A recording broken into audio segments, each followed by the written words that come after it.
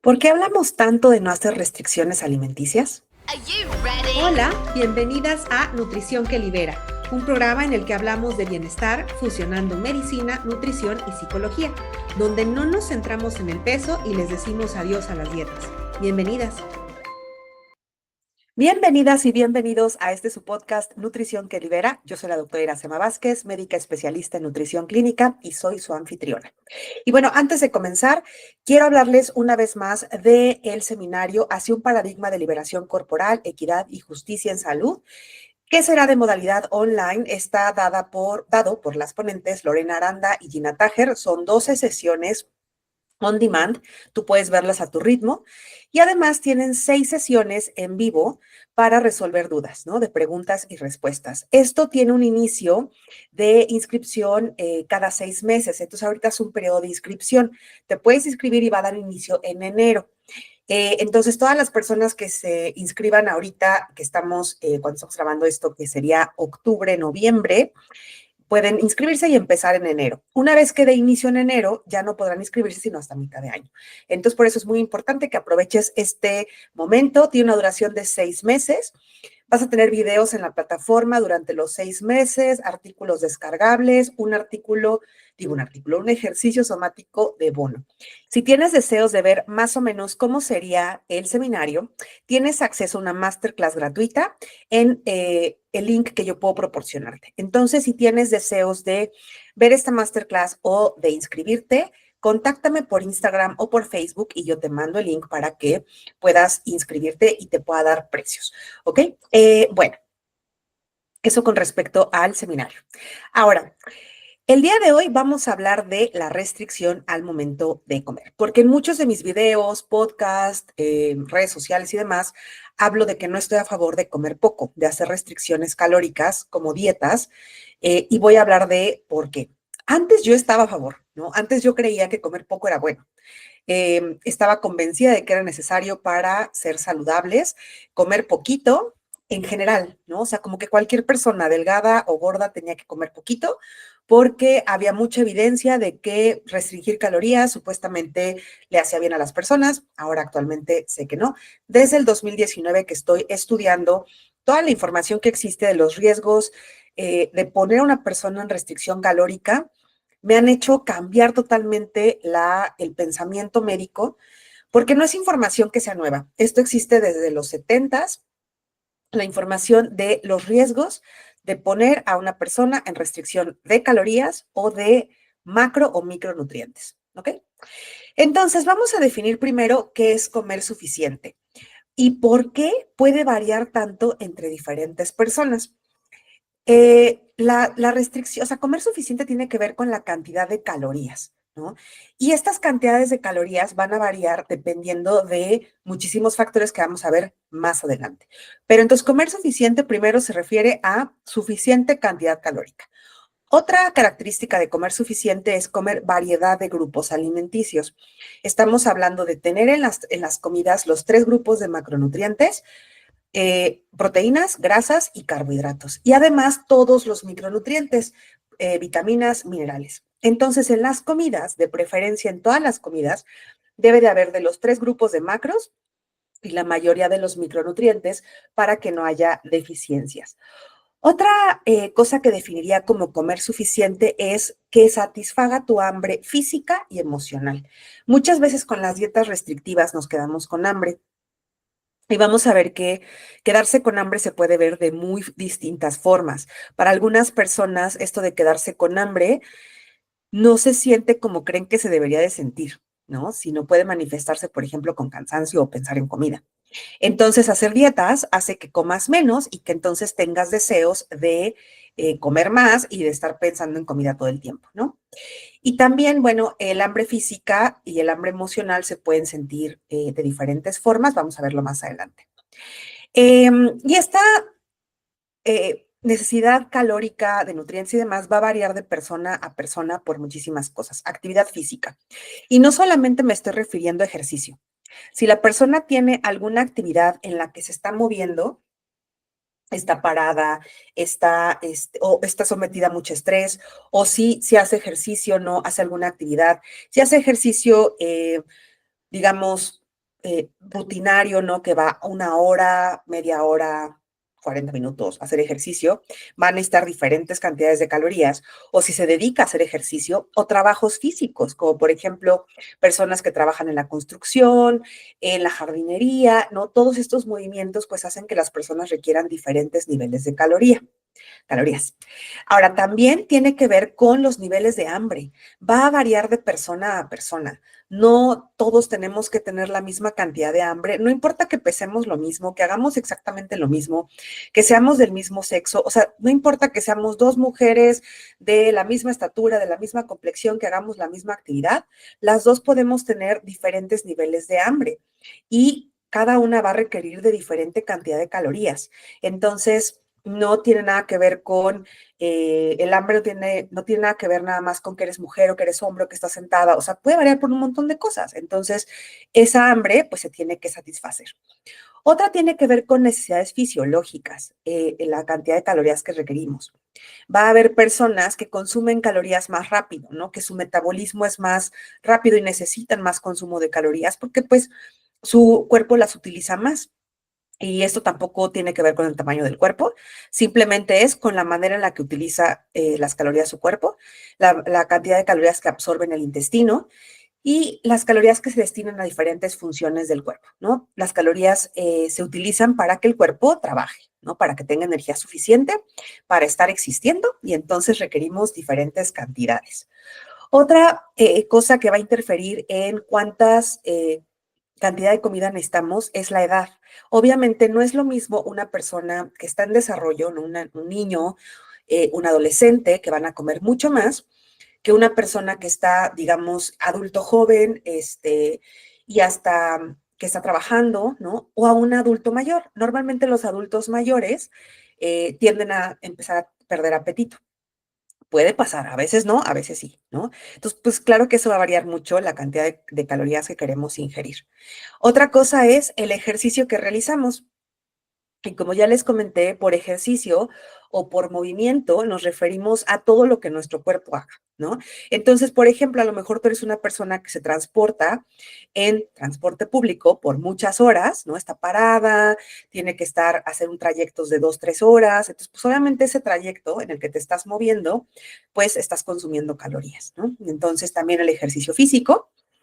Las horas en que una persona está despierta, esa es otra variedad para cuántas calorías comemos. Entre más temprano te despiertes y más tarde te acuestes, más calorías necesitas, porque estás más tiempo despierta y tu cuerpo está funcionando. Entonces necesita de más aporte calórico para funcionar adecuadamente. Entonces, no te sorprendas si tú pasas muchas horas despierta y dices, pues, ¿cómo más que los demás? Pues sí, claro, porque esas horas que estás despierta o despierto, pues tu cuerpo te va a demandar calorías. Y finalmente, si tienes alguna enfermedad, ¿no? Hay enfermedades que metabólicamente consumen muchas calorías, ¿no? Hay enfermedades en las cuales utilizamos ciertos medicamentos que hacen que se consuman más o menos calorías. Y esto va a variar mucho de persona a persona. Ahora, ¿por qué tendríamos que hacer restricciones de calorías? Desafortunadamente, en esta cultura se tiene la idea de que comer poco nos va a llevar a la delgadez y que la delgadez nos va a llevar a todo lo bueno de la vida, ¿no? Entre ello, la salud. Y entonces, pues hacemos restricciones calóricas o de grupos de alimentos. Por ejemplo, ahorita está muy de moda quitar a los carbohidratos o reducir su cantidad. Cuando yo estudié medicina, pues lo que estaba de moda era quitar las grasas. Entonces, esto de las dietas, pues va cambiando, ¿no? Entonces, tiene que ver con venerar a este cuerpo delgado que pareciera que es la puerta de entrada a todo lo que necesitamos en la vida: éxito, amor, reconocimiento, obviamente, como lo mencioné, salud, lo cual está totalmente errado, ¿no? Y la salud, como ya lo he hablado en otros episodios y en redes sociales, no tiene que ver con el tamaño del cuerpo. Hay cuerpos de todos los tamaños, en todo el espectro de la salud y no tiene relación el que tengas un cuerpo delgado o gordo con que tengas salud o enfermedad, ¿ok? Pero, pues hacemos restricciones alimenticias porque se nos dice que sí, que si adelgazamos, entonces vamos a tener este cuerpo delgado y este cuerpo delgado va a ser este cuerpo saludable. Ahora, puede también haber restricciones que no sean voluntarias, como por ejemplo restricciones por personas que trabajan muchas horas y no pueden comer en su trabajo. Esa es una restricción involuntaria y también trae las mismas consecuencias de lo que vamos a ver. Ahora, existen diferentes señales que el cuerpo nos da cuando no estamos comiendo lo suficiente. No necesariamente se siente como un hambre en el estómago o en el intestino, ¿no? Que haga ruido y demás, que es lo que podríamos identificar como hambre. Te voy a mencionar algunas señales que el cuerpo podría estarte dando que podrían tener que ver con que tengas deficiencia de consumo de calorías. Una es disminución en la concentración, ¿ok? Si no te estás pudiendo enfocar en tu trabajo, probablemente tenga que ver con que estás comiendo poco. Ansiedad. La ansiedad es esta sensación de inquietud, taquicardia, nerviosismo y puede deberse a hambre. No siempre, pero puede estar relacionado a apetito. Si no estás comiendo lo suficiente y además eres una persona ansiosa, pues no sé, no van bien de la mano, ¿no? Entonces habría que comer. Sentir temblor.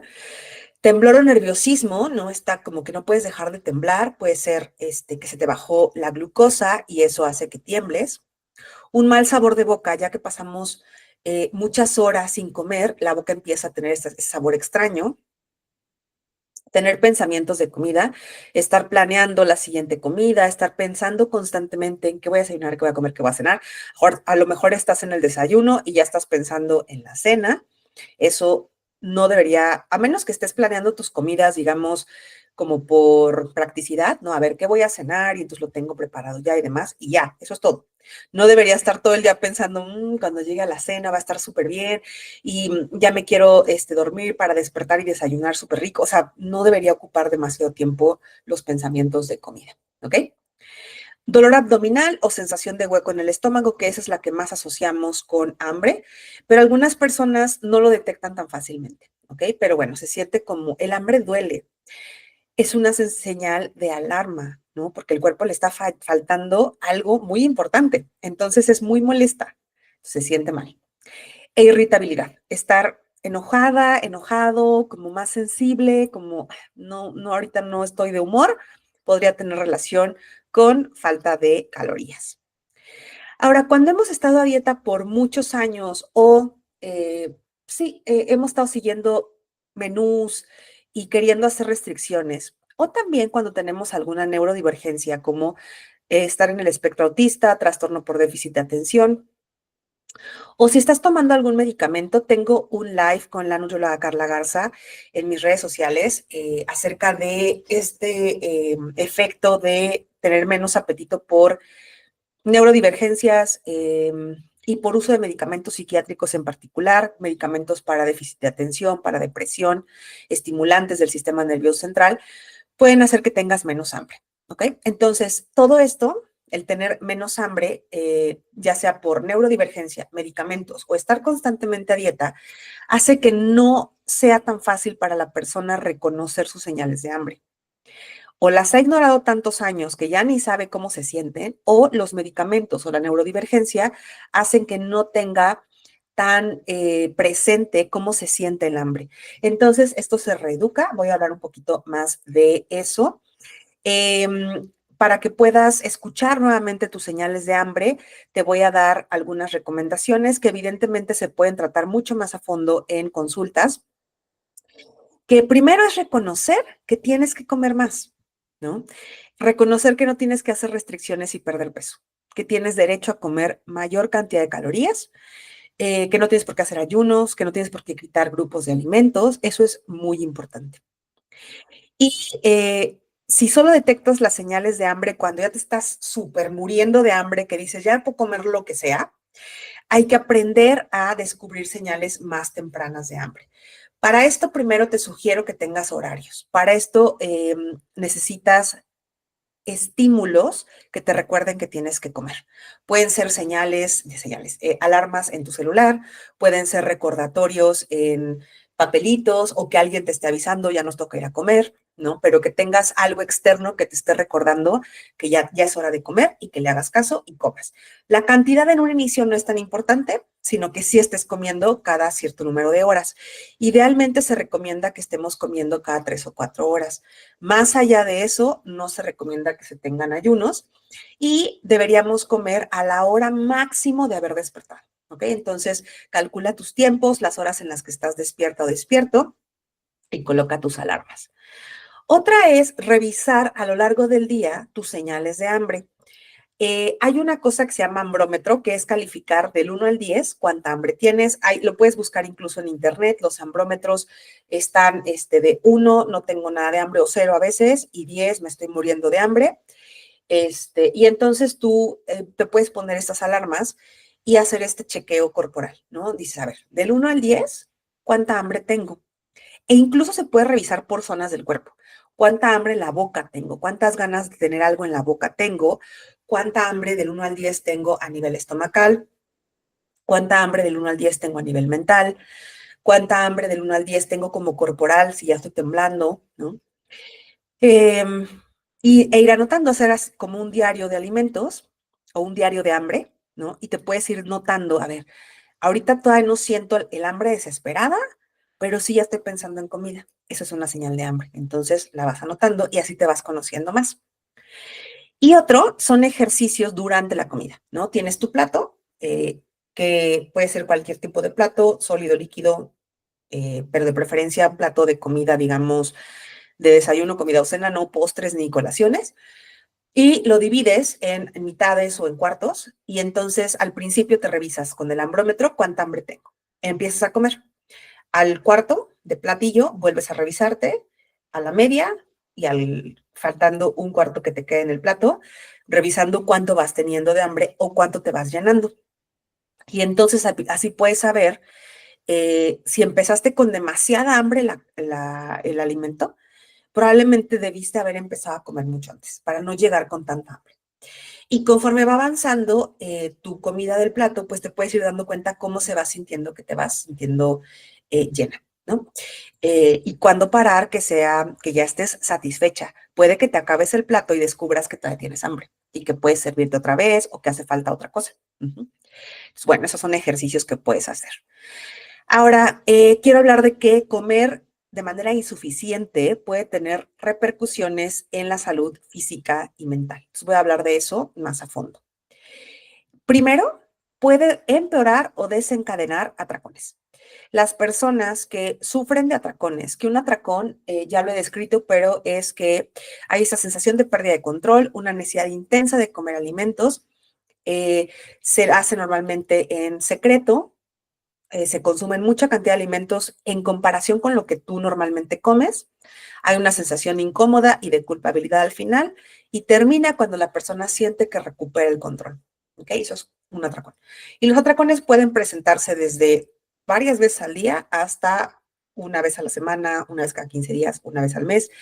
El punto es que son incómodos, hay sufrimiento con la comida y se pueden atender, ¿no? Se deben de atender. Entonces, lo que ocurre con la restricción es que hay algo que se llama ciclo restricción, atracón, culpa, restricción, ¿no? Entonces, la persona siente la necesidad de hacer una restricción, por ejemplo, para adelgazar, o hace una restricción involuntaria, por ejemplo, tiene muchas horas sin comer porque en el trabajo no puede comer.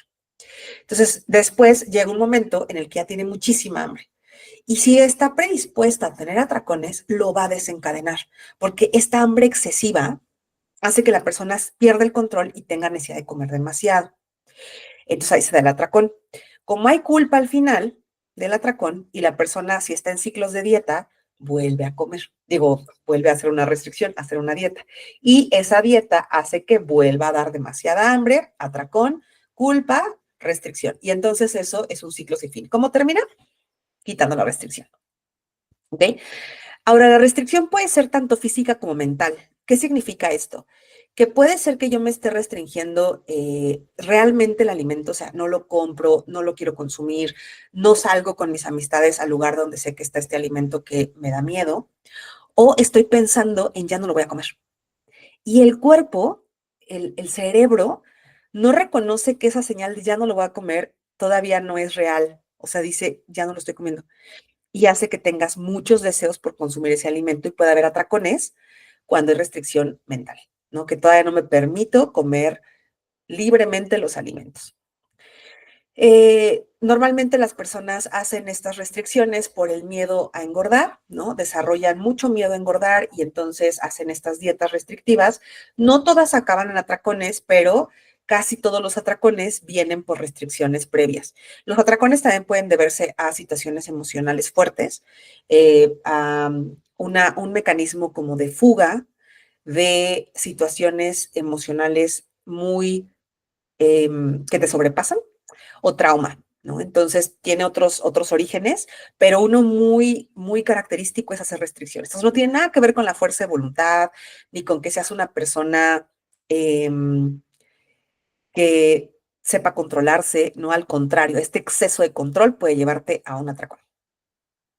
Mis pacientes también me han hablado de que a veces hacen restricciones toda la semana y seguramente eso también lo has escuchado, lo has experimentado. Toda la semana te estás portando entre unas grandes comillas bien, estás comiendo poquito. Llega el fin de semana y entonces tienes una necesidad urgente de comer y comes muchísimo, ¿no? Se pueden llegar a duplicar o triplicar los fines de semana las calorías. Y es porque hay días libres o porque pueden, se dan el permiso de portarse mal otra vez, entre grandes comillas, ¿no? Son periodos de restricción entre semana y atracón el fin de semana. También son peligrosos para la salud física y emocional. Para la física, porque están entrando muy poquitas calorías entre semana y de repente demasiadas el fin de semana y puede subir demasiado la glucosa, el colesterol y luego otra vez vuelve a bajar, ¿no? Eso no está bien. Y mental, pues porque hay mucha frustración, ¿no? Generalmente se empiezan las dietas el lunes después de que se siente mucha culpa de haber comido demasiado el fin de semana. Otra cosa en la que afectan las restricciones es en la cantidad de energía. La cantidad de comida ya quedamos que va a variar de persona a persona. No compares tu plato con la persona de al lado, aunque ya hablé de esto, ¿no? Aunque seamos de las mismas características, la edad, somos mujeres, de la misma estatura, el peso parecido, yo debería comer como ella. No, mi plato puede ser muy distinto y puedo comer menos y sentirme bien, o mucho más y sentirme así bien. Si no comemos, tendremos menos energía para hacer nuestras actividades cotidianas, ¿no? Pararnos, bañarnos, trabajar. Para hacer ejercicio, mucha gente hace ejercicio en ayuno, o sea, o come muy poquito y hace ejercicio porque quiere adelgazar y come menos calorías de las que requiere. Y esto va a hacer que la persona no rinda en el ejercicio, no se recupere adecuadamente bien, haya mayor riesgo de lesiones y además puede hacer que pierda masa muscular. Y también va a haber menos calorías, bueno, la restricción energética puede hacer que nuestro cuerpo no funcione normalmente. La energía que consumimos es para que hagamos de todo, pensar, menstruar, regular temperatura, regular frecuencia cardíaca, regular ritmo de movimientos intestinales para ir al baño y demás. Si no estamos comiendo lo suficiente, todo esto va a empezar a fallar. Uh-huh. También las restricciones afectan la salud mental, afectan la concentración. Ya habíamos hablado de esto, ¿no? Si tienes hambre, no puedes concentrarte. Afectan la memoria y la claridad mental. Si tienes hambre y estás pensando en comida, no puedes recordar cosas importantes de tu trabajo o en la vida, ¿no? Entonces, por eso es muy importante que la memoria, la concentración y la atención estén sostenidas por un buen aporte calórico. Porque lo que el cuerpo va haciendo es sacrificando funciones. Si dice, no me vas a dar calorías suficientes, que no necesito menstruar, que no necesito concentrarme, que no necesito memoria, que no necesito ir al baño todo el tiempo, al contrario, voy a estreñirme, ¿no? Entonces, se van apagando estas funciones, caída de cabello, piel seca y demás, y eso pues evidentemente no está bien, es el cuerpo actuando en urgencia, en pues, modo sobrevivencia, ¿ok? Y otra cosa que se ha visto en cuanto a salud mental es que aumenta la obsesión con la comida.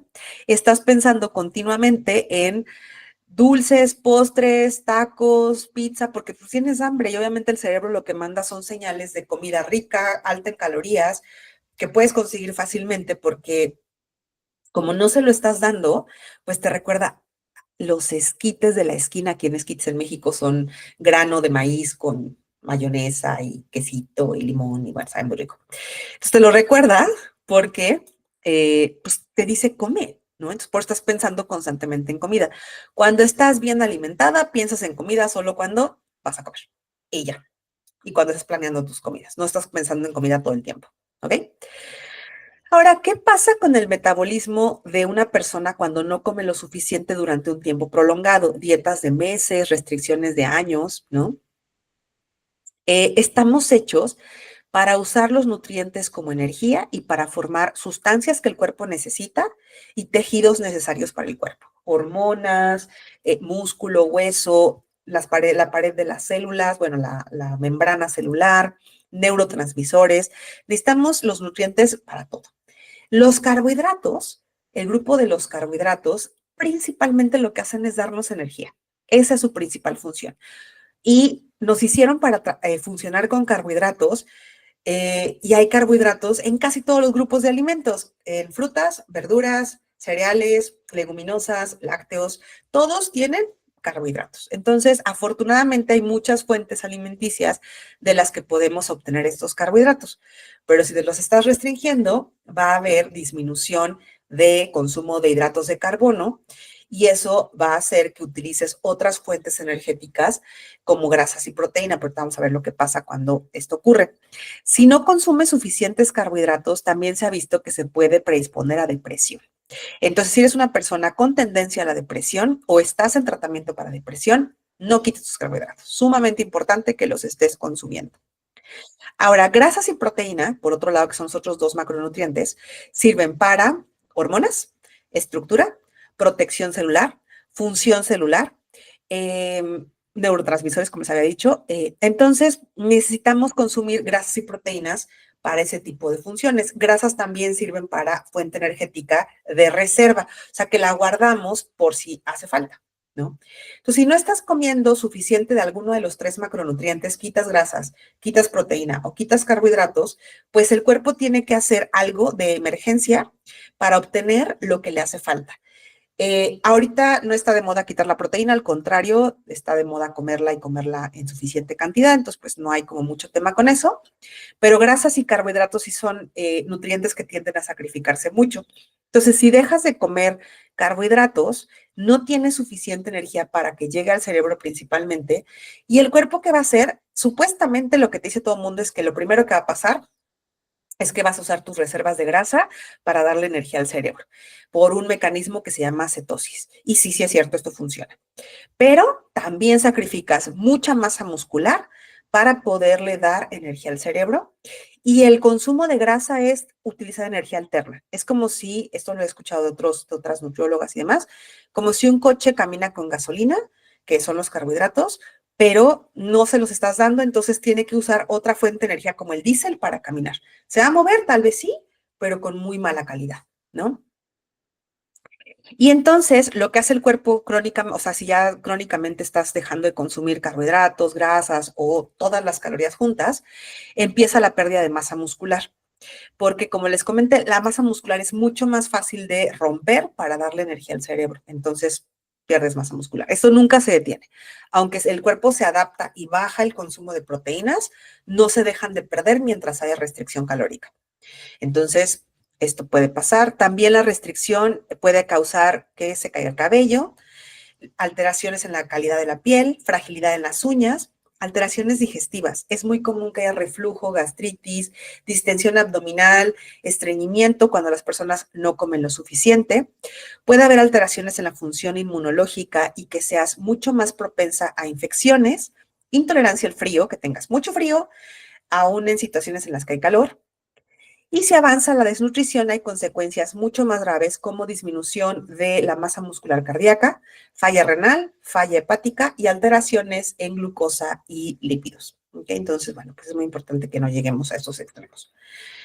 Ahora, también como les había mencionado, quiero ahondar más en esto, los carbohidratos ayudan a mantener las emociones estables.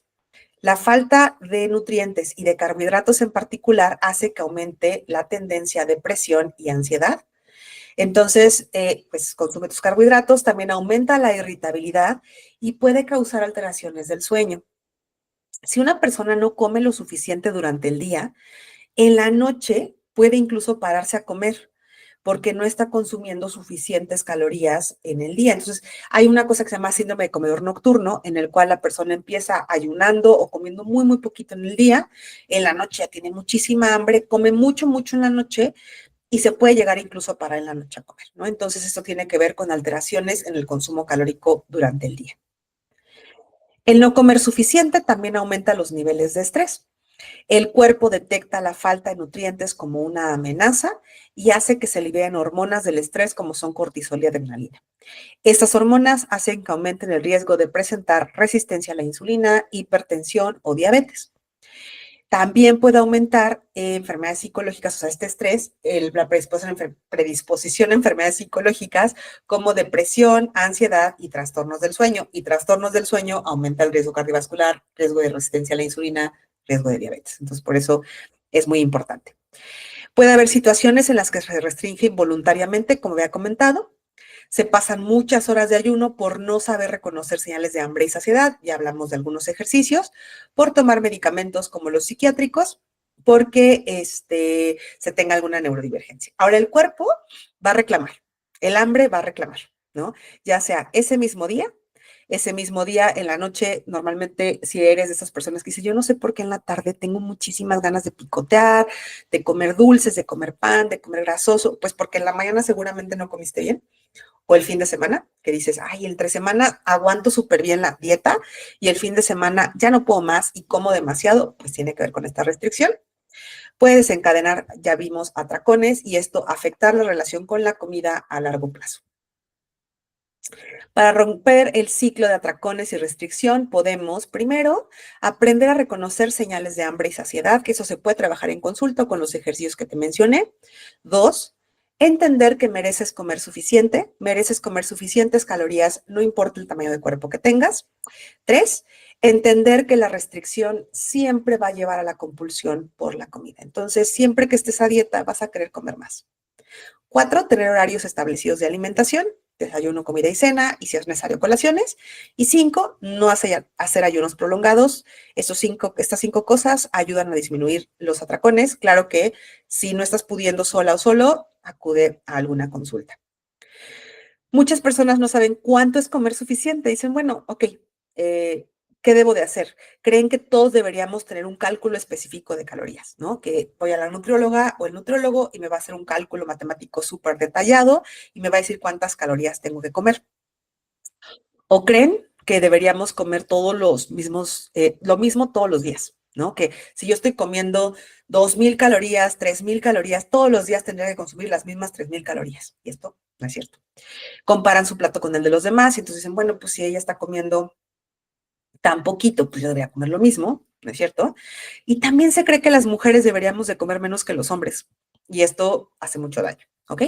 Desde el enfoque no centrado en el peso, no hay cantidades, no se cuentan porciones, no se cuentan calorías, tiene que ver con la satisfacción y de las necesidades de cada persona, esto es muy individual.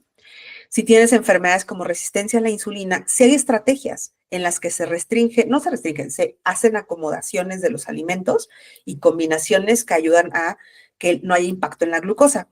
Y si tienes problemas digestivos, como intolerancia al gluten, si hay restricción de tipos de alimentos, pero no calórico, ¿no?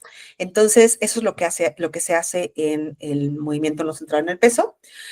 Una vez que comes lo suficiente, puedes observar cambios en el cuerpo como mayor energía, mayor concentración y una mucho mejor digestión. Si sospechas que estás comiendo menos de lo necesario o tienes atracones y quieres saber si la causa es que estás comiendo poco, busca ayuda. Y te quiero recordar aquí que yo puedo ayudarte. Y pues bueno, me despido deseando que este episodio te ayude a hacer una reflexión sobre lo que ocurre si no comes lo suficiente y busques estrategias para sanar la relación con la comida. Quiero recordarte que tengo asesorías para profesionales de la salud. Si tú me estás escuchando y eres médica, psicóloga, coach, nutrióloga, entrenadora, etcétera, cualquiera que trate con seres humanos, que esté haciendo la transición de un enfoque centrado en el peso a uno libre de gordofobia. Podemos tener sesiones individuales, aquí analizaremos casos, revisión de bibliografía, técnicas en consulta y en general cómo abordar a una persona que acude a una sesión contigo sin usar el peso como indicador de éxito. Te recuerdo que también puedes tener consulta conmigo si no eres profesional de la salud, si no quieres atención médica o médica y nutricional. Atiendo a pacientes con resistencia a la insulina, diabetes, hipertensión, hígado graso, síndrome ovario poliquístico, hipotiroidismo o personas que están dejando de hacer dietas y necesitan ayuda para hacer esta transición y cuidarse desde un enfoque no centrado en el peso. Puedes visitar mis redes sociales, Instagram y Facebook, está como DRA, como doctora.iracema.nut.